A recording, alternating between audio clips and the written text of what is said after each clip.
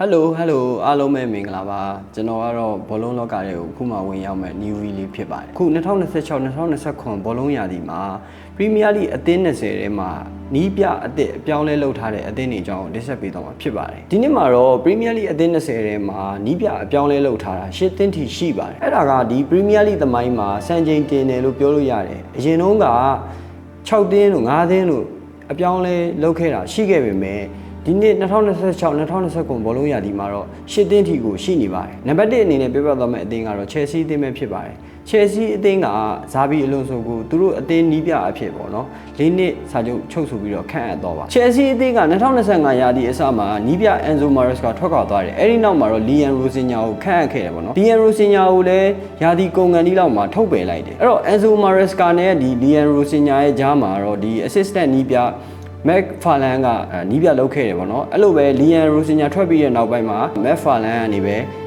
ဲအသင်းကိုထိန်းချုပ်သွားတယ်ပေါ့နော်အဲ့ဒီနောက်မှာတော့2026-2029ရာသီအတွက်ဇူလိုင်လမှာပဲနီးပြဇာဘီအလွန်ဆိုကို၄နှစ်စာချုပ်နဲ့ခန့်အပ်ခဲ့တယ်နီးပြဇာဘီအလွန်ဆိုကတော့ကစားသမားဘဝမှာလည်းကျွန်တော်တို့နဲ့မစိမ့်ခဲ့သလိုနီးပြဘဝမှာလည်းထူးထူးခြားခြားလုပ်ပြခဲ့မှုတယ်အဲ့ဒါကဘာလဲဆိုတော့2023-2024ရာသီမှာလီဗာပူးရှင်အသင်းကိုရှုံးပွဲမရှိစံချိန်နဲ့ဘွန်ဒက်လီဂါဖလားကိုရယူခဲ့တယ်ပေါ့နော်ပြီးတော့ကြောင့် DFB ပေါ်ကယ်ဖလားကိုလည်းတစ်နှစ်ထဲမှာပဲရယူခဲ့တယ်ပြီးတော့2024-2025ရာသီမှာလည်းစူပါကပ်ကိုရရှိခဲ့တယ်ပေါ့နော်အဲ့ဒီနောက်2025ခုနှစ်မှာ Real Madrid ကိုပြောင်းရွှေ့ခဲ့တယ်အဲ့တော့ Real Madrid အသင်းမှာတော့သူကံမကောင်းစွာနဲ့ပဲအကြာကြီးလဲကင်ဖွင့်မရခဲ့တယ်လို့ခွင့်ရေးလဲမရခဲ့ဘူးပေါ့နော်ပြီးတဲ့နောက်မှာတော့ထုတ်ပယ်ခံခဲ့ရတယ်ပေါ့နော်အခုလက်ရှိမှာတော့ Chelsea နီးပြတဲ့ဖြစ်လာခဲ့ပါတယ်နောက်ထပ်အသင်းတွေနဲ့ကတော့ Nottingham Forest အသင်းပေါ့နော် Nottingham Forest အသင်းကတော့ဒီနီးပြတွေကိုထုတ်ချင်တယ်လို့ဖြုတ်ချင်တယ်လို့ဖြုတ်လိုက်တဲ့အသင်းဖြစ်တယ်ပေါ့နော်အဲ့ဒီအသင်းကဘယ်သူ့ကိုခန့်အပ်လိုက်လဲဆိုတော့ Crystal Palace နဲ့အတူအောင်မြင်မှုတွေရနေတဲ့ Oliver Glasner ကိုခန့်အပ်ခဲ့တယ်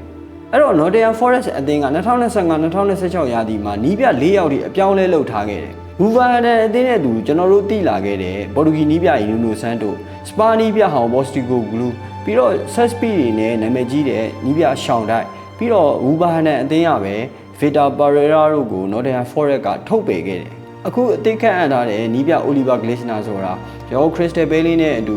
UEFA Conference League ပြီးရင် FA ဖလားပြီးရင်community တိုင်းတို့ရခဲ့တဲ့နီးပြဖြစ်တယ်ပေါ့နော်အဲ့နီးပြက Crystal Palace ကနေထွက်ခွာပြီးတဲ့နောက်မှာအသင်းကြီးတော်တော်များများကစိတ်ဝင်စားကြတယ်ပေါ့နော် Chelsea အပါအဝင်ပြီးရင် Spurs တို့ပါသူ့ကိုခေါ်ကျင်ခဲ့ကြတယ်ပေါ့နော်ဒါပေမဲ့နောက်ဆုံးမှာတော့ဒီနီးပြအထုတ်ကျန်းနဲ့နီးပြတွေကိုတန်ဖိုးမထားတဲ့ Nottingham Forest အသင်းကိုရောက်သွားတယ်ပေါ့နော်အဲ့ဒီသတင်းကိုကျွန်တော်တွေးလိုက်တဲ့အချိန်မှာကျွန်တော်နီးပြ Oliver Glasner ကိုကျွန်တော်နှမျောတယ်ဗျNottingham Forest အသင်းမှာသူသွားပြီးနီးပြမယ်အစား Crystal Palace မှာပဲသူဆက်နေလိုက်တာမှတော်အောင်မယ်လို့တော့ကျွန်တော်မှတ်ချက်ချမိတယ်။နံပါတ်3အနေနဲ့ကတော့ Crystal Palace အသင်းဖြစ်ပါတယ်။နီးပြ Oliver Glasner ထွက်ခွာသွားပြီးတဲ့နောက်မှာလစ်လက်နေတဲ့နီးပြယာရုနေရာကိုကျွန်တော်တို့ Lens အသင်းကနီးပြ PR Search ကို3နှစ်စာချုပ်နဲ့ချုပ်ဆိုခဲ့ပါတယ်။ Lens အသင်းနီးပြဟောင် PR Search ကလည်းခေသူတော့မဟုတ်ဘူးပေါ့နော်။ပြီးခဲ့တဲ့2025-2026ရာသီမှာ PSG ကို fight ပြီးတော့သူကဖလားရဖို့တူကိုနီးစပ်ခဲ့တဲ့နီးပြဖြစ်တယ်ပေါ့နော်ဒါပေမဲ့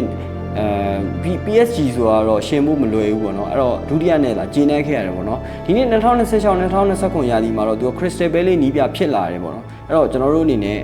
သူဘာတွေဆက်လုပ်မလဲဆိုတော့စောင့်ကြည့်ဖို့ကောင်းတယ်ပေါ့နော်နံပါတ်4အနေနဲ့ကတော့ Man City အသင်းကနီးပြကြီး Pep Guardiola ထွက်ခွာသွားတဲ့နောက်မှာ Pep Guardiola ရဲ့တပည့်ဖြစ်တဲ့ပေါ့နော် Enzo Maresca ကို3နှစ်စာချုပ်နဲ့ခန့်အပ်လိုက်ပါတယ်အဲ့တော့ Enzo Maresca အနေနဲ့ဒီ Pep Guardiola ရဲ့ခြေရာကိုသူနင်းပြီးတော့ Man City ကိုဆက်လက်ပြီးတော့ဖလားတွေရယူပြီးတော့အောင်မြင်မှုတွေရယူမလားဆိုတာတော့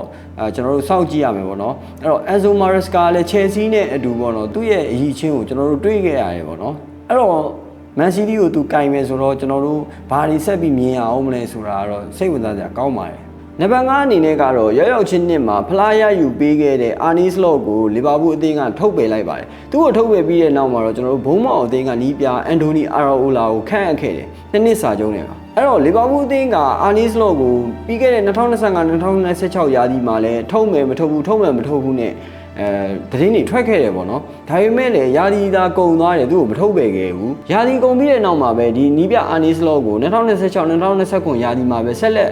င်တွယ်သွားမယ်ဆိုပြီးတော့သတင်းတွေထွက်ပေါ်လာခဲ့သေးတယ်။အဲ့လိုထွက်ပေါ်ပြီးတိတ်မကြဘူး။2026မေလမှာ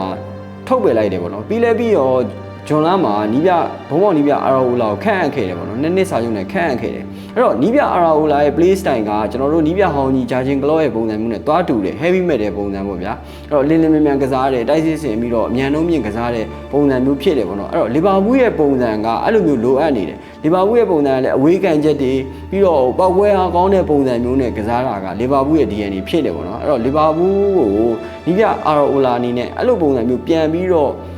ပြောင်းလဲပြီးတော့အဲ့လိုမျိုးကစားနိုင်မလားပေါ့နော်။ဘာဖြစ်လို့လဲဆိုတော့အာနီဆိုလက်ထက်မှာလီဗာပူးရဲ့ကစားကွာအရန်ပြင်းစရာကောင်းတယ်ဗျာ။လီဗာပူးရဲ့ DNA မဟုတ်ဖလားသာရလို့ရသွားတာဗျာ။ဒါပေမဲ့ဒုတိယနှစ်မှာက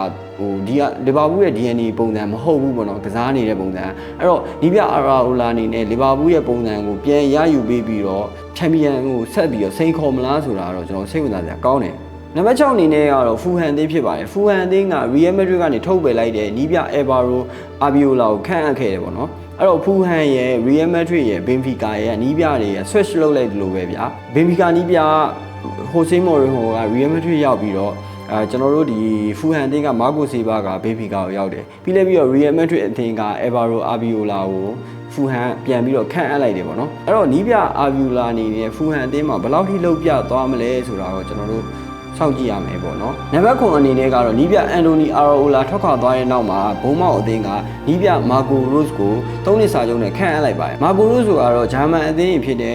ဒေါ်မွန်လိုင်ဖ်ဇစ်တို့ကိုနီးပြမှုနဲ့နီးပြဖြစ်ပါတယ်အဲ့တော့မာကိုရိုစ်အနေနဲ့ဘုံမောက်အသင်းကိုဘယ်အထိရောက်အောင်သူစွမ်းဆောင်နိုင်မလဲဆိုတာကတော့ကျွန်တော်တို့စောင့်ကြည့်ရမယ်ပေါ့နော်နံပါတ်10အနေနဲ့ကတော့တန်းတက်လာတဲ့ Ipswich Town အသင်းဖြစ်ပါတယ်နီးပြမကန်နာက Ipswich Town အသင်းကိုလီဝမ်ကနေချန်ပီယံရှစ်ကနေပရီးမီးယားလိအဲ့ဒီနောက်မှာသူတန်းပြန်ဆင်းသွားတယ်တန်းဆင်းပြီးတဲ့နောက်မှာအခု2026-2029ရာသီမှာပရီးမီးယားလိကိုထပ်ပြီးတော့တန်းတက်အောင်သူစူးစမ်းပေးခဲ့တယ်ပေါ့နော်အဲ့ဒီနောက်မှာတော့သူဒီအခု2025ရာသီအကုန်မှာသူထွက်ခွာသွားတယ်ပေါ့နော်မိသားစုကိုအချိန်ပေးခြင်းလို့ဆိုပြီးတော့သူ Ipswich Town အသင်းကနေထွက်ခွာသွားတယ်ပေါ့နော်အဲ့တော့ Ipswich Town အသင်းကဒီလစ်လက်နေတဲ့ယာဒူးနေရာကိုနီးပြGary O'Neill ကိုခန့်အပ်လိုက်တယ်ပေါ့နော် Gary O'Neill ဆိုတာလည်းကျွန်တော်တို့မစိမ့်ဘူးပေါ့နော် Gary O'Neill ကကျွန်တော်အခုလက်ရှိမှာတော့သူ Starboard အသင်းကနေပြီးတော့မှဒီကျွန်တော်တို့ Ipswich Town အသင်းကိုရောက်ရှိလာခဲ့ရပေါ့နော်3နှစ်စာချုပ်နဲ့ရောက်ရှိလာတာဖြစ်ပါတယ်အဲ့တော့ Gary O'Neill အနေနဲ့ Premier League ကိုတဖန်ပြန်လဲရောက်ရှိလာတဲ့အချိန်မှာသူ့အနေနဲ့ Ipswich Town အသင်းကို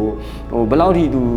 လုတ်ပေးမလဲဆိုတာတော့ကျွန်တော်တို့စောင့်ကြည့်ရမယ်ပေါ့နော်အခုကျွန်တော်ဆက်လက်ပြောပြပေးမယ့်အသင်းတွေကနီးပြအသစ်ခန့်အပ်တာမဟုတ်ဘူးဆိုပေမဲ့ကျွန်တော်တို့2026-2029ရာသီမှာအသစ်မြင်တွေ့ရမယ့်နီးပြတွေဖြစ်တယ်ပေါ့နော်အဲ့ဒါဘယ်သူတွေလဲဆိုတော့ကျွန်တော် Coventry အသင်းကိုနီးပြလုပ်နေတဲ့လမ်းဘတ်ဖြစ်တယ်ပေါ့နော်လမ်းဘတ်က Coventry အသင်းကို Championship မှာဖလားရအောင်လုပ်ခဲ့ပြီးတော့မှအခု Premier League ကိုတန်းတက်လာခဲ့တယ်အဲ့တော့နီးပြလမ်းဘတ်ဆိုတာကတော့ကျွန်တော်တို့မစိမ့်ဘူးဗျာကျွန်တော်တို့ငယ်ဘဝတုန်းကတော့ Chelsea အသင်းကွင်းလယ်ကစားသမားဖြစ်တယ်ပြီးတော့သူ Chelsea အသင်းကိုနီးပြခဲ့တယ်ကံမကောင်းဘူးပဲပြောရမလားပေါ့နော်ထုတ်ပယ်ခံလိုက်ရတယ်ပေါ့နော်အဲ့ဒီနောက်မှာလမ်းဘက်ကအခု Coventry အသင်းကိုသူကင်တွယ်ပြီးတော့မှတန်းတက်အောင်ကြိုးစားခဲ့ဘူးတယ် Coventry အသင်းဆိုတာကတော့ကျွန်တော် Premier League မှာတိတ်မြင်မှုမှမဟုတ်ဘူးဗျာအရင်တော့ကတော့သူ Premier League မှာကန်ခဲ့ဘူးတယ်ဒါပေမဲ့တန်းဆင်းသွားတော်တော်ကြာပြီအခုမှကျွန်တော်တို့ပြန်မြင်ရတာဖြစ်တယ်ပေါ့နော်အဲ့တော့နီးပြလမ်းဘက်အနေနဲ့ Coventry အသင်းကို Premier League ကိုပြန်လည်ရောက်ရှိအောင်သူကြိုးစားခဲ့တဲ့အပြင်ကိုအခု Premier League မှာရောသူဘာတွေဆက်ပြီးလုပ်အောင်မလဲဘာတွေဘယ်လိုပြောမလဲဘယ်လိုရင်ဆိုင်မလဲဆိုတာတော့ကျွန်တော်တို့စောင့်ကြည့်ရမယ်ပေါ့နော်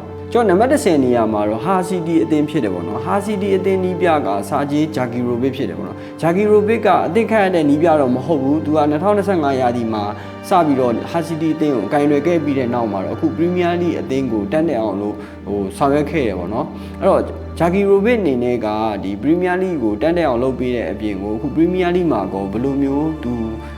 ူကြိုးစားပြီးတော့ဘယ်လိုရင်ဆိုင်သွားမလဲဆိုတာတော့ကျွန်တော်ဆက်လက်စောင့်ကြည့်ရမယ်ပေါ့နော်အဲ့တော့ကျွန်တော်အနေနဲ့ကဆက်လက်စောင့်ကြည့်ရမယ်ဆိုပြီးပြောနေရတော့များတယ်ဟုတ်လဲဟုတ်ပါတယ်ကျွန်တော်2026-2029ရာသီမှာနီးပြအသစ်အပြောင်းလဲအပြင်ကိုကျွန်တော်တို့ဒီမမြင်ဘူးသေးတဲ့နီးပြတွေမတွေ့ဘူးသေးတဲ့နီးပြတွေရောပေါင်းလိုက်မယ်ဆိုရင် total 12သင်းလောက်ရှိတယ်ဗျာကျွန်တော်တို့နီးပြမမြင်ဘူးရဲ့နီးပြတွေနဲ့ကျွန်တော်တို့ကြည့်ရမယ့်အသင်းတွေက12သင်းလောက်ရှိနေတယ်အဲ့လိုနီးပြအသစ်ခန့်အပ်တဲ့အသင်းဆိုရင်10သင်းဖြစ်တယ်10သင်းဖြစ်ပြီးတဲ့နောက်မှာသူစံချိန်အရင်တုန်းကမပြောင်းလဲမလုပ်ဘူးတဲ့စံချိန်မျိုးကိုဒီနှစ်မှာ2026-2029ရာသီမှာတင်ခဲ့တယ်ပေါ့နော်စံချိန်တင်ခဲ့တဲ့နှစ်လည်းဖြစ်တယ်ပေါ့နော်အဲ့တော့ကျွန်တော်တို့ကစောင့်ကြည့်ရမယ်ဆိုတာကတော့ဟုတ်တယ်စောင့်ကြည့်ရမယ်အချိန်ဖြစ်နေရပေါ့နော်နောက်ထပ်2သင်းကြံသေးတယ်အဲ့2သင်းကတော့နီးပြအသစ်ခန့်အပ်တာလည်းမဟုတ်ဘူး2026-2029ရာသီမှာအသစ်မြင်ရမယ် နီးပြရည်လည်းမဟုတ်ဘူးပေါ့နော်အဲ့ဒါဘယ်သူတွေလဲဆိုတော့ကျွန်တော် Manchester United ကနီးပြ Michael Carrick ပဲဖြစ်တယ်ပဲပေါ့နော် Michael Carrick အနေနဲ့က January မှာနီးပြ Amorim ထွက်သွားပြီးတဲ့နောက်မှာ Manchester United အသင်းကိုသူကယာယီကင်တွယ်ခဲ့တယ်ပေါ့နော်ပြီးတဲ့နောက်မှာ2026မေလမှာသူ့ကိုအမြဲတမ်းနီးပြအဖြစ် Manchester United ကခန့်အပ်ခဲ့တယ်ပေါ့နော်အဲ့တော့ Michael Carrick ရဲ့အရေးအချင်းကိုကျွန်တော်ပြီးခဲ့တဲ့ရာသီမှာမြင်ခဲ့ပြီးပြီ Michael Carrick အနေနဲ့ကစားသမားဘဝမှာလည်းသူကကစားသမားကောင်းဖြစ်ခဲ့တယ်လို့နီးပြလောကမှာလည်းအခု Manchester United ကိုကင်တွယ်ခြင်းမှာ Champions League ဝင်ခွင့်ကိုရအောင်ယူပေးခဲ့တယ်ပေါ့နော်အခုအမြဲတမ်းနီးပြဖြစ်ပြီးတဲ့နောက်မှာနီးပြ Michael Carrick ကဘယ်လိုလှုပ်ဆောင်ပြီးတော့ Champions League မှာကောဖလားတွေရယူပေးနိုင်သွားမလားဆိုတာတော့ကျွန်တော်တို့စိတ်ဝင်စားကြကောင်းတယ်နောက်တစ်ယောက်အနေနဲ့ကတော့ Tottenham Hotspur အသင်းပေါ့နော် Tottenham Hotspur အသင်းကနီးပြ Roberto Di Zerbi ကိုပြီးခဲ့တဲ့2025-2026ရာသီကုန်ကန်ဤကြမှာ9ပွဲလိုကကြမှာသူ့ကိုခန့်အပ်ခဲ့တာပေါ့နော်အဲ့တော့ကျွန်တော်ဒီနီးပြကိုလေးစားတယ်ဗျာဘာလေးစားလဲဆိုတော့သူကမာဆေးမှာ Champions League ဝင်ခွင့်ရဖို့အတွက်ကိုတိုက်ပွဲဝင်နေတဲ့အချိန်မှာပဲသူကမာဆေးမှာလက်လွတ်ပြီးတော့တန်းဆင်းရမယ့်အသင်းကိုတန်းဆင်းကန်ဒီအသင်းကိုပြောင်းပြီးတော့ကင်တွယ်ခဲ့တယ်ဗျာအဲ့တော့သူကမာဆေးကိုဆက်ကင်မယ်ဆိုရင်သူ Champions League မှာကင်တယ်ခွင့်ရချင်ရမယ်ပေါ့နော်ဒါပေမဲ့လေသူက Champions League အိမ်မက်ကိုမသွားဘဲနဲ့ဘလို့ဖြစ်ပြီးတော့ဒီတန်းဆင်းတော့မယ်ဗျာတန်းဆင်းဖို့ကိုတာဆူးနေတဲ့အသင်းကိုသူကဘယ်လိုပြသူလုံးပြချင်တာလားသူ try ကြည့်ချင်တာလားအဲ့လိုမတူညီတဲ့သူသွားချင်တာလားတော့မသိဘူးပေါ့နော်အဲ့သူစပါးကိုနီးပြရာသူလက်ခံခဲ့တယ်ပေါ့နော်9နှစ်စာကျုံးတယ်ပေါ့နော်အဲ့တော့သူကစပါးကိုစပြီးကင်တွယ်တဲ့အချိန်မှာစပါးက